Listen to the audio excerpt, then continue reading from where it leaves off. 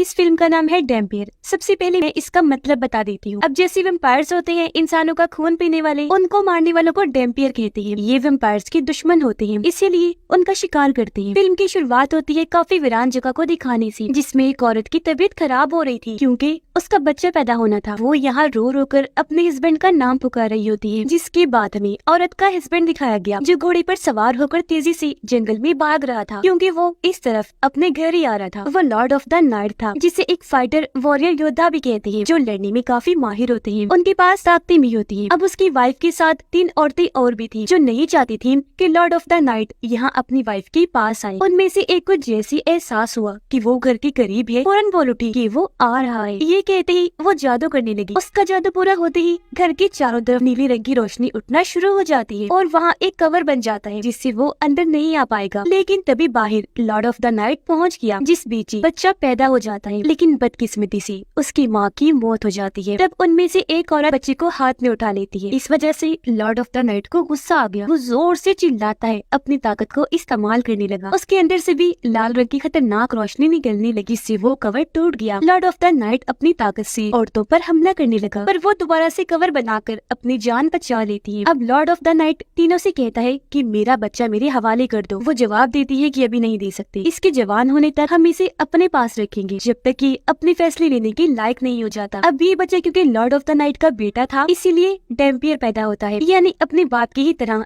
इसके पास भी जादुई ताकतें होंगी, इस वजह से ये बहुत ताकतवर होगा। इसके बाद सीन शिफ्ट होकर आता है कुछ सिपाहियों पर, जो एक शहर में इन्वेस्टिगेशन करने आए थे। पर शहर का तो बुरा हाल हुआ पड़ा था, जैसे ये जगह कोई कब्रिस्तान हो, क्योंकि हर जगह लाशें ही लाशें बिखरी पड़ी थी और तो और उनको बहुत बुरी तरह बेरहमी से मारा गया था। तो सारे सिपाही अपने काम पर लग जाते हैं, यानी इन्वेस्टिगेशन करने में। ये वहाँ से एक बिल्डिंग में आई, पर वहाँ भी लाशों के ढेर लगे हुए थे। तभी अचानक पीछे से एक बूढ़ा आदमी आकर खड़ा हो जाता है, जिस पर एकदम ये सारे गन पॉइंट कर देते हैं। लेकिन बूढ़ा आदमी तो बहुत ज्यादा डरा हुआ था। वो कहता है कि यहाँ पर एक शैतान आया था, इन्हीं वैम्पायर, और उसने ही इन सबको बुरी तरह मार दिया। उसने इन सबको गाजर मूली समझकर काट डाला, इसलिए अब तुम्हें यहाँ डैम्पियर को बुलाना होगा, क्योंकि वही उन शैतानों वैम्पायर्स को खत्म कर सकता है। पर उनमें से एक सिपाही बूढ़े आदमी को शूट कर देता है, जिससे वो मारा गया। सिपाही कहता है कि इसका मुंह बंद करना जरूरी था, ये कुछ ज्यादा ही बोल रहा था। अब हम 2 दोस्तों को गाड़ी में कहीं पर जाता हुआ देखते हैं। एक दोस्त तो ड्राइवर था, जबकि दूसरा खुद को डैम्पियर कहा करता था, और यही कहानी का मेन कैरेक्टर है। वो बहुत शराब पिया करता था, एक शराबी था। ये दोनों अब एक गांव में पहुंच गए, जहाँ ड्राइवर दोस्त सबको लेक्चर देने लगा। कहता है कि आप लोगों के एरिया में एक वैम्पायर मौजूद है, जो एक शैतान है और आप लोगों को उससे खतरा है। लेकिन आप घबराएं नहीं,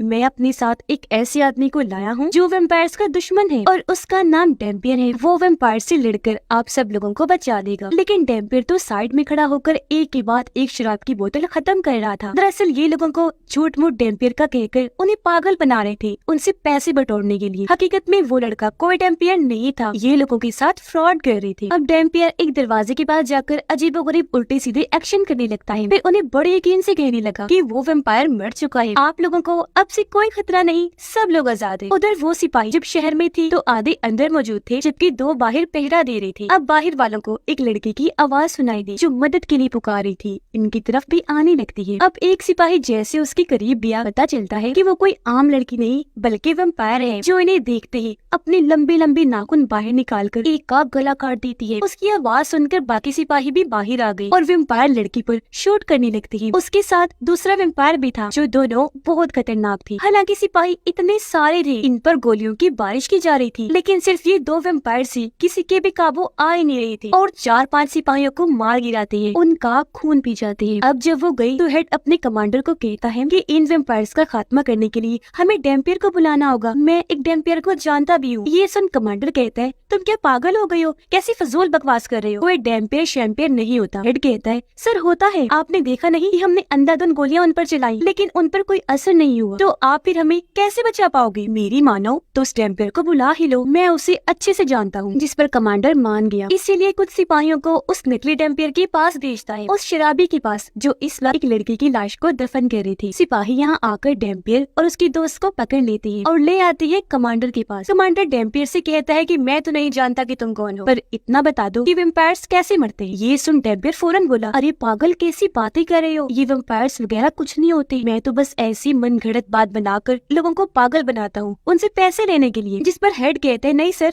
ये छुपा रहा है, ये डेम्पियर ही है, वेम्पायर्स का शिकार करने वाला। इसका सबूत ये है कि मैं इसे कब से जानता हूँ, पर इसकी उम्र नहीं बढ़ती, ये हमेशा से जवान है। जिस पर कमांडर कहता है ठीक है, ये चीज आज रात चेक कर लेती है। और अब वो डेम्पियर को ही कुर्सी पर बाहर बिठा देती है आज रात पहरा देने के लिए, इस सोच के साथ कि अगर वेम्पायर ने आकर इसे मार दिया तो ये आम इंसान होगा, लेकिन अगर इसने वेम्पायर को मार दिया तो फिर ये सच में ही होगा डेम्पियर। और फिर रात बाहर बैठकर भी डेम्पियर खूब शराब पीने में मस्त होता है। तभी अचानक उसे बिल्डिंग के अंदर से आवाज सुनाई दी गई। ये जब चेक करने अंदर गया तो वहाँ वही वेम्पायर लड़की थी जो उसे अपनी बातों में उलझाकर गले से लग जाती है। और अब अपने बड़े बड़े दांत निकालकर जैसे उसका खून पीने लगी तो उसे तकलीफ होने लगती है, इसलिए वो डेम्पियर को दूर फेंक देती है क्योंकि सच में उसके अंदर डेम्पियर का ही खून था। वेम्पायर लड़की कहती है कि तुम्हारे अंदर से डेम्पियर के खून की खुशबू आ रही है, बताओ कौन हो तुम। अब तक डेम्पियर काफी डर गया था, वो जल्दी से वहाँ से भागने लगता है, लेकिन तभी कुछ वेम्पायर्स आकर उसका रास्ता रोक लेते हैं। वो उस पर हमला करने लगते हैं, लेकिन वो था डेम्पियर। उसका खून जैसे वेम्पायर्स को लगता है वो जलने लगे, जलकर राख बन जाती है और ऐसी सबकी मौत हो जाती है। अब हम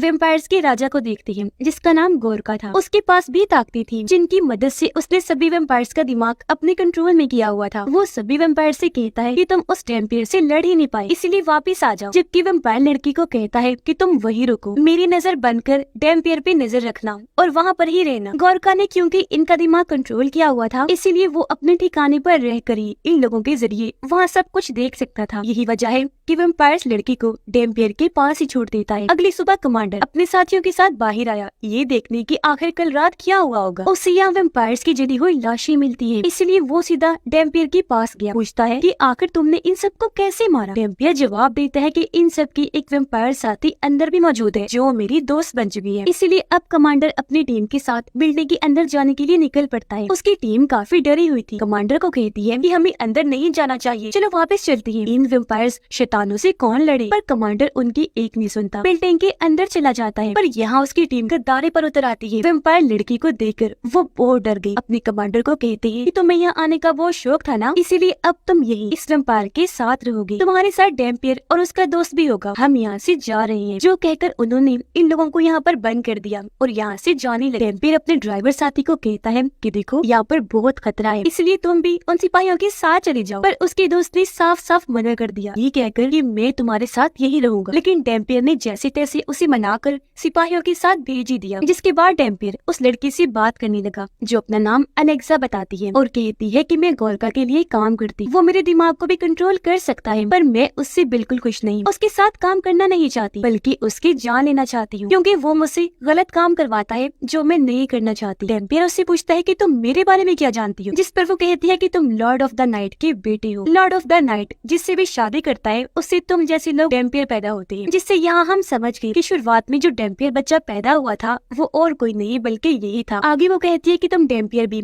लॉर्ड ऑफ द नाइट की तरह बहुत खतरनाक होते हो, जिन्हें मारना बहुत मुश्किल है और तुम्हारी जान लेने के लिए सारे वेम्पायर्स तुम्हारे पीछे पड़े होते हैं। गोरका भी बिल्कुल ऐसा ही है, यही चाहता है, वो भी तुम्हें मारने के लिए तुम्हारे पीछे पड़ा हुआ है। वो जान चुका है कि तुम यहाँ हो, तो अब तुम्हें मारने के लिए वो कुछ भी कर गुजरेगा। उधर कमांडर की टीम जंगल के रास्ते से आगे बढ़ रही थी। अचानक एक सिपाही को उल्टी लग जाती है। वो जब रुके तो किसी के होने का एहसास हुआ और अब जैसे उन्होंने देखा वहाँ खड़ा था गोरका जो एकदम से उन पर हमला कर देता है। कुछ सिपाहियों को इशारे से ही वो जलाकर उड़ा देता है, जबकि कुछ को कैद करके अपने साथ ले गया था। उधर डेम्पियर की भी तबीयत खराब होने लगती है क्योंकि उससे एहसास हो गया था कि गोरका मेरे आसपास ही है। साथ ही उसे ये भी पता चल गया था कि गोरका मेरे दोस्त और बाकी सिपाहियों को कैद करके अपने साथ ले गया है। डेम्पियर उनसे कहता है कि मुझे कैसे भी करके अपने दोस्त को बचाना है। ये सुन अलेक्सा कहती है कि मैं जानती हूँ गोरका उन्हें कहाँ लेकर गया होगा, इसलिए अब ये लोग वहाँ जाने के लिए तैयारी करने लगते हैं। अलेक्सा अपने पूरे जिस्म और चेहरे को अच्छे से कवर कर लेती है क्योंकि वैम्पायर होने की वजह से अगर सूरज की रोशनी उस पर पड़ी वो जल जाए। जिसके बाद वो तीनों इन्हीं डेम्पियर, कमांडर और अलेक्सा गाड़ी में बैठकर अपना सफर शुरू कर देते हैं। सफर करते करते क्योंकि इन्हें काफी देर हो गई थी तो एक जगह रुककर ये लोग आराम करने लगते हैं। डेम्पियर और कमांडर जब अकेली थी तो कमांडर उसे कहता है कि ये लड़की वैम्पायर है, इसलिए मुझे तो इस पर यकीन ही नहीं। उनकी ये बात ही अलेक्सा सुन लेती है। हालांकि वो काफी दूर थी, लेकिन ये उसकी ताकत थी, चाहे कोई कितना भी दूर से उसके बारे में बात करता वो सुन सकती थी। इसीलिए वो कमांडर को कहती है कि अगर मैंने तुम्हें कोई नुकसान पहुंचाना होता या मारना होता तो मैं तुम्हें 10 बार मार चुकी होती, समझे? इसीलिए आराम से रहो। टेम्पियर साइड में जाकर अपने जख्मों को देखने लगता है जो अपने आप ही भरने लगते हैं। ये देख उसके पास अलेक्सा बताती है कि ये देखकर तुम्हें अजीब लग रहा होगा, है ना? लेकिन अब से तुम्हारे साथ यही होने वाला है। हमेशा चोट लगने पर तुम्हारे जख्म ऐसे ही खुद ब खुद बढ़ जाया करेंगे। उधर गोरका ने कमांडर के सभी सिपाहियों को अपने पास कैद कर लिया था, जंजीरों से बांधकर। गोरका का साथी वहाँ कुछ सिपाहियों को पकड़ के लाता है, जिन्हें गोरका अपना खून निकाल कर पिला देता है, ये कहते हुए कि आज से तुम भी मेरे सर्वेंट बन चुके हो। यानी उसने इनको भी वेम्पायर बना दिया था। उधर वो तीनों जब आगे बढ़ रहे थे तो कमांडर कहता है कि जब हम उस शहर में दाखिल होंगे तो तब वेम्पायर्स और गोरका का खात्मा कैसे करेंगे, क्योंकि इन गोलियों से तो उनका कुछ नहीं होगा। जिस पर डेम्पियर कहता है कोई मसला नहीं, उनसे निपटने के लिए मेरे पास एक हल है। वो सारी गोलियों को टेबल पर रखता है, फिर चाकू से अपना हाथ काट कर खून निकालता है और उन गोलियों पर डालने लगा। कहता है कि अब ठीक है, मेरे खून की गोलियां खाते ही सभी वेम्पायर जलकर मारे जाएंगे। तभी अलेक्सा कहती है मुझे भी गन चाहिए, लेकिन कमांडर ये सुनकर उससे बदतमीजी करने लगता है, जिस पर अलेक्सा को गुस्सा आ गया। यहाँ वो उसे अपनी ताकत दिखाती है, गले से पकड़कर दीवार के साथ लगाकर ऊपर कर देती है। फिर कहने लगी कि मैंने तुम्हें पहले भी कहा, मैं अगर तुम्हें मारना चाहती तो 10 नहीं 70 बार मार चुकी होती, आई समझ? इसीलिए अब ज्यादा बनने की जरूरत नहीं है, आराम से रहो। ये देख डेम्पियर दोनों से कहते हैं अच्छा बस करो, लड़ाई खत्म करो, हमें अपना सफर फिर से शुरू करना है। ये लोग आगे बढ़े, जल्दी और शहर में पहुंच जाते हैं। इस शहर में भी तबाही मची हुई थी, साथ ही हर कोई वेम्पायर से भी डरा हुआ था। अलेक्सा कहती है कि हम आबादी से नहीं गुजरेंगे बल्कि बिल्डिंग्स के अंदर से जाएंगे। और अब जैसे ये एक बिल्डिंग के अंदर गई, अलेक्सा को महसूस हो जाता है जैसे हमारे पीछे कोई आ रहा है। वो कहती है कि मैं सब जान गई हूँ, गोरका ने हमारे पीछे अपने आदमी भेज दिए। जल्दी गोरका की आदमी इनके सामने आ गई, जो और कोई नहीं बल्कि कमांडर के सिपाही थे। लेकिन अब सारे के सारे वेम्पायर्स बन चुके थे, इसलिए अब गोरका के साथी थे। वो आगे बढ़े इन पर हमला करने के लिए। कमांडर ने एक गोली चलाकर जैसे वेम्पायर को शूट किया, वो वेम्पायर जलकर भुन जाता है। जाहिर है इस पर डेम्पियर का खून जो लगा हुआ था। और फिर ऐसे करते करते ये सारे वेम्पायर्स को उन गोलियों की मदद से जला जला कर राख कर देते हैं। जो देख डेम्पियर काफी खुश हो गया, कहता है देखा मेरे खून की गोलियां काम कर गई ना। जिसके साथ ही उसकी टांग पर भी गोली लग गई। वो देखते हैं कि ये गोली अलेक्सा ने चलाई है, जो अब उनकी तरफ गन करके बढ़ने लगी। ये देखते हैं कि उसकी आंखें बिल्कुल काली पड़ चुकी हैं। वो दुखी होते हुए उनसे कहती है कि ये मैं अलेक्सा नहीं हूँ, बल्कि मेरे दिमाग को गोरका कंट्रोल करके मुझसे ये सब करवा रहा है। डेम्पियर उसकी गन पकड़ के कहता है कि तुम उसकी गुलाम नहीं हो और उसके कंट्रोल से बाहर आ सकती हो। उसका ये कहना ही था कि तभी अलेक्सा ठीक हो गई। कुछ देर के बाद वो छत पर गई ताकि कूदकर अपनी जान दे दे, लेकिन तभी उसे एक लड़की के चिल्लाने की आवाज आई जो मदद के लिए पुकारे। ये जब वहाँ चेक करने गई तो 2 वेम्पायर्स ने लड़की पर हमला कर दिया था, इसीलिए अलेक्सा उनसे लड़ने लगती है। वो अपने नाखूनों से उनका गला काट कर फेंक मारती है, जिससे दोनों वेम्पायर्स मारे जाते हैं। तभी यहाँ गोरका भी आ गया।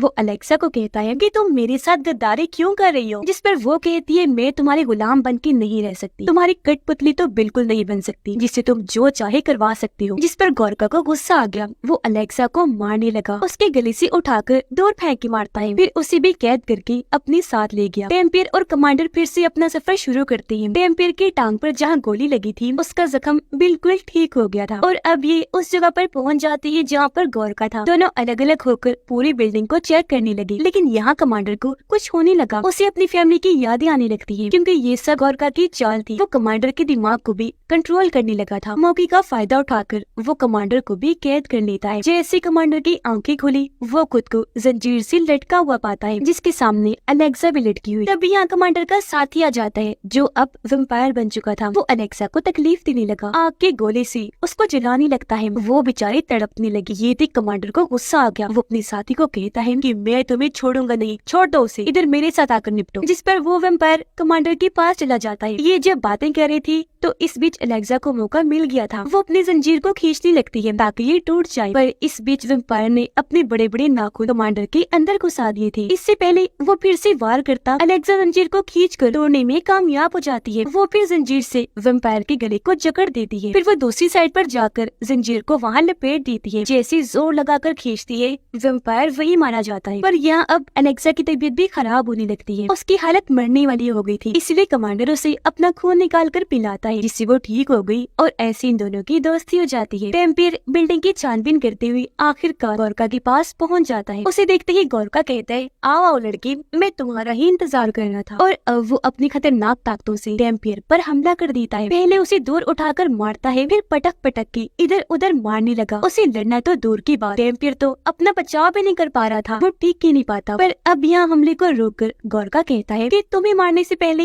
मैं तुम्हें किसी से मिलवाना चाहता हूँ। और तभी यहाँ वो डेम्पियर के दोस्त को लाता है, जो भी अब वेम्पायर बन चुका था और अब वो गोरका के कंट्रोल में था, इसलिए वो डेम्पियर पर हमला करवा देता है। पर जाहिर है डेम्पियर का खून काफी ताकतवर था, वो जैसे उसके दोस्त को लगा वो भी जलकर मारा गया। तब गोरका कहता है, लो, एक दोस्त ने दूसरे को मार दिया। तभी वो डेम्पियर पर भी हमला कर देता है अपनी खतरनाक ताकतों से। जैसे उसकी जान लेने लगा, पीछे कमांडर और अलेक्सा आ जाती है। तब गोरका कुछ देर के लिए डेम्पियर को छोड़कर उन पर हमला करता है, दोनों को अपनी ताकतों से दीवार के साथ लगा देता है। कहने लगा कि तुम भी अब अपने दोस्त डेम्पियर को अपनी आंखों के सामने मरता हुआ देखोगे, गवाही भी दोगी कि इसने कितनी चीखों पुकार की, पर बेचारा मारा ही गया। डेम्पियर जो बेहोश हो गया था, उसे एक सपना आता है जिसमें वो उन्हीं 3 औरतों को देखता है जो उसके पैदा होते टाइम उसकी मॉम के साथ थी। वो डेम्पियर को कहती है कि तुम अब जाकर अपने डैड से मिलो, यानी लॉर्ड ऑफ द नाइट से। और अब जैसे डेम्पियर आगे बढ़ा, सामने उसके डैड खड़े थे, जो उसकी हौसला अफजाई करने लगते हैं कि तुम्हें खुद पर भरोसा रखना चाहिए मेरे बेटे, तुम्हारे अंदर मेरा लॉर्ड ऑफ द नाइट का खून दौड़ रहा है, गोरका जैसी दुश्मन तुम्हारा कुछ बिगाड़ नहीं सकती, उठो मेरा बच्चा, हिम्मत कर। अपने डैड की ये सारी बातें सुनकर अचानक ही डेम्पियर का दिल जोर से धड़कने लगा, जिसके साथ ही उसके अंदर ताकतें भी आ जाती है। वो उठा